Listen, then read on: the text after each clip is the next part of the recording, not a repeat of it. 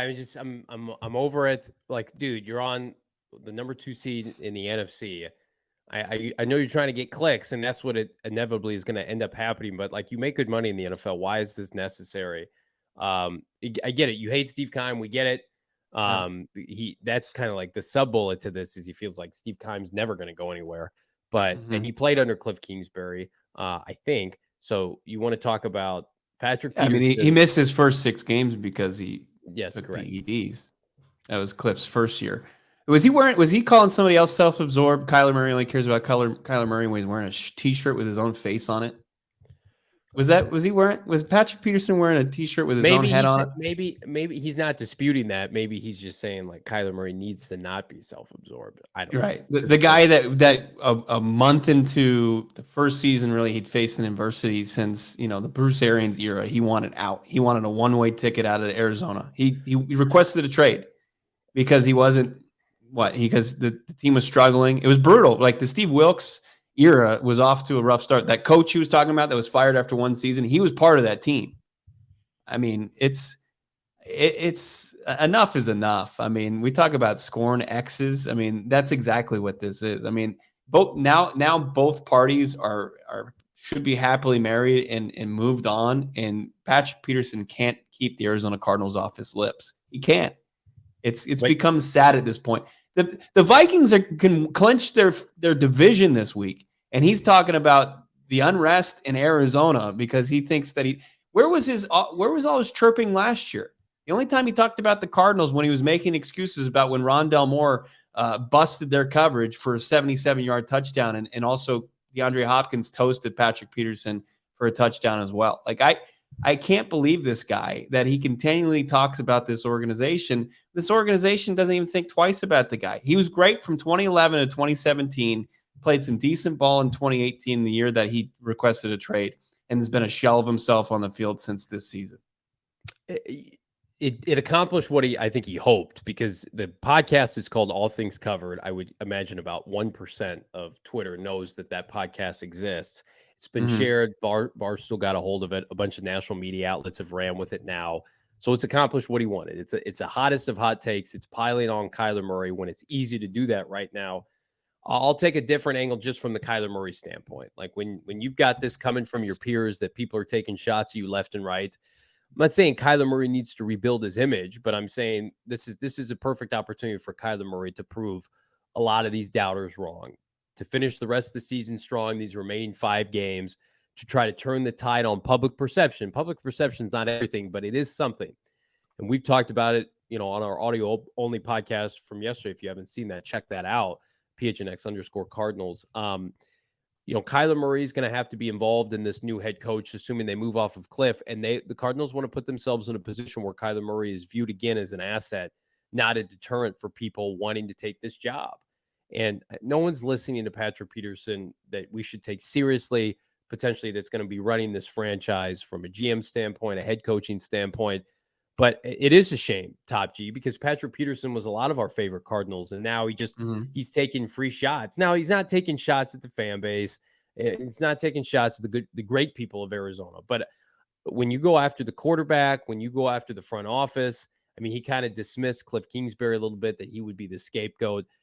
I don't know. Patrick, have you watched the Cardinals in-game coaching the last couple of years? It's not because of Kyler Murray, or even Steve Keim. I mean, Cliff, everybody has dug their own hole to some extent. Like, Keim has a lot of the blame, as does Cliff Kingsbury, and Kyler Murray would probably like to do some things differently. So in that sense, him pointing that out is not incorrect, but just the way he points it out, the idea, the notion that he has to continually bring up this franchise, like, I guarantee you, and we've talked about this, Larry Fitzgerald probably doesn't hold a lot of love for Kyler Murray. But they butted heads a little bit toward his tail end, but you don't see Larry Fitzgerald ripping the organization like this. It's just not, because he's classy. He's classy. He's not petty Patrick Peterson. And, as far as what they're talking about, it's incorrect. I mean, Kyler Murray did not throw his head coach under the bus after the game on Sunday. I know everybody wants to buy into that because it's a great headline, and don't let the details get in the way of that. But he was talking about, as far as what he was talking about, where he said that they were fucked schematically. It was Kyler Murray being a bit self-deprecating to himself and the Arizona Cardinals offense and giving credit to the Chargers blowing that play up. It wasn't like, hey, well, I'm going to call Cliff out for the design of this play or the play call here. That wasn't the case at all. So to say that he's airing out dirty laundry to the public, it's completely false.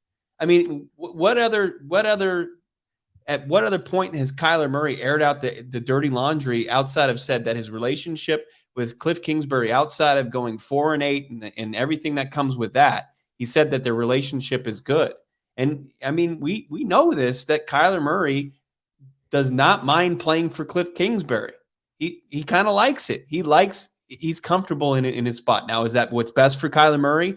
You and I both agree that it's not. But as far as Kyler Murray, he's not airing out dirty laundry. He's not, and I can tell you, he's not as self-absorbed as Patrick Peterson is.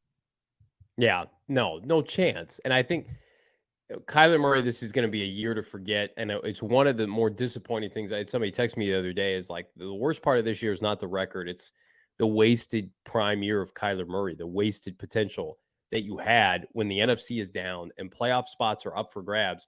And you've had Kyler Murray for most of the year outside of 2 games, and you've won 4 games.